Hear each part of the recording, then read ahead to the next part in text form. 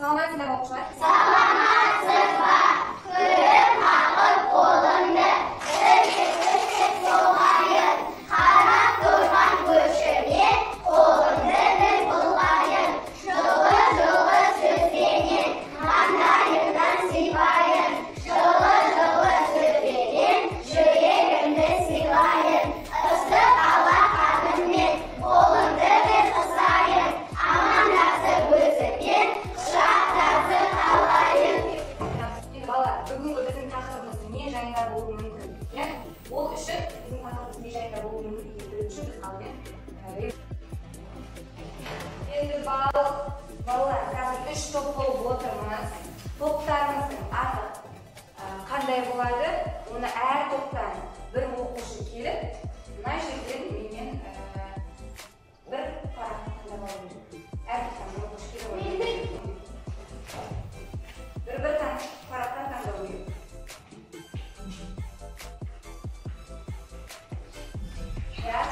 Бірінші топ айта ғой, қандай топтарымыздың аты? Біздің топтың аты алшы. Алшы тобы, жақсы. Екінші топтың аты?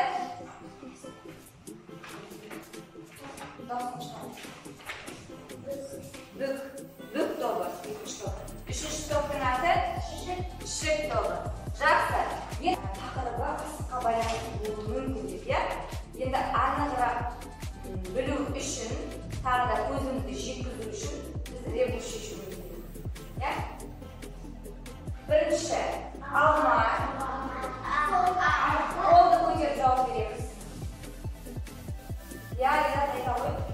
Алма сөзінде айта. Нақтырақ түсіндіру керек. Алма сөзінен неше әріп тастаймыз? Қай жеріне? Бастапқы 3 әріпті алып тастасақ, бізде А әрпі қалады. Өте дұрыс. Екінші топ бүк тобы.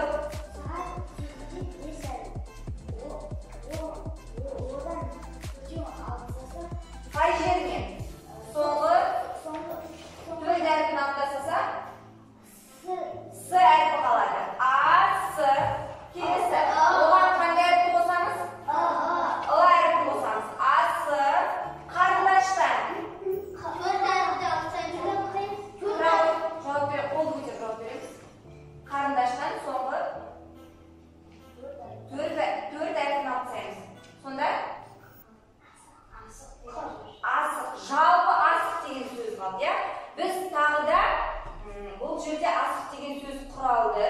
Біз тағы да бүгінгі тақырыбымыз асық туралы болатынына тағы да бір көзімізді жеткіздік. Енді ары қарай.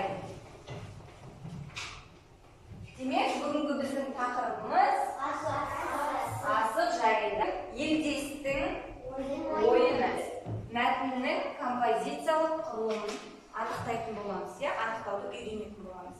Жақсы, олай болса қазір 3 топ болып жарысатын боламыз. Сондықтан оқушылар өте жақсы сабаққа қатысуға тырысамыз. Жақсы ма?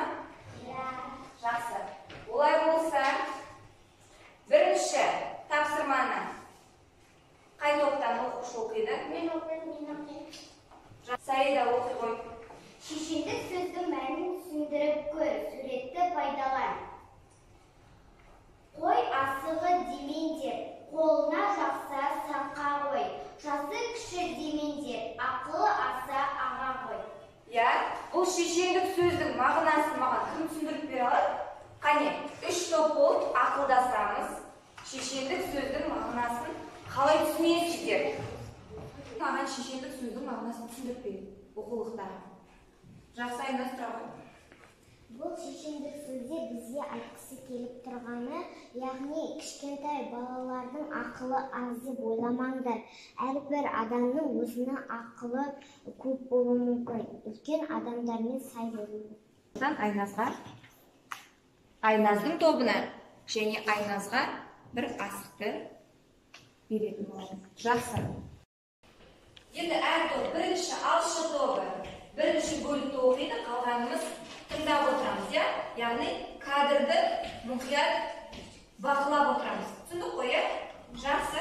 Бірінші топтан оқи қойып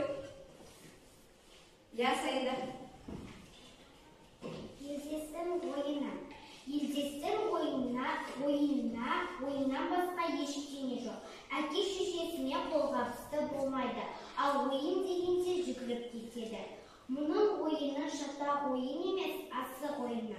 Аспанға іліп қойған асықты атып алады. Мергендігінде шек жоқ. Абылай оқи қой.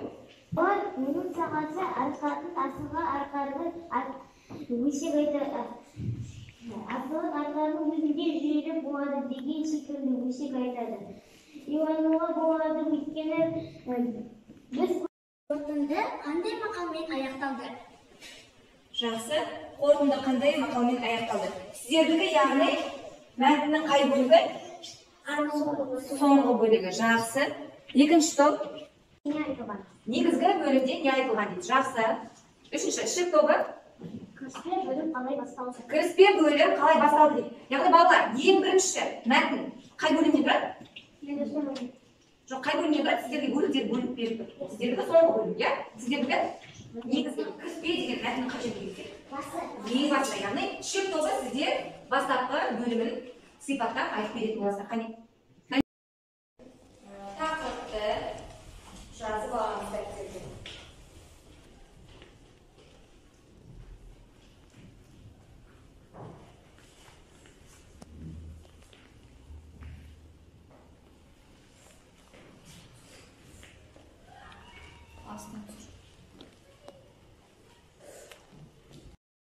Енді қолыңыздағы қима қағазымызды рет-ретімен, яғни бөлім бойынша тақтаға жабыстырамыз. Қане келе ғой.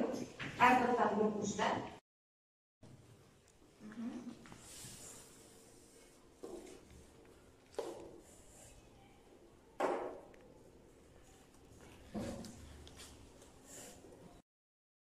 Оқушылар, енді сабақты түсінген болсақ, мәтінді Османхан Әубәкіровтің «Елдестің ойыны» атты мәтінін түсінген болсақ,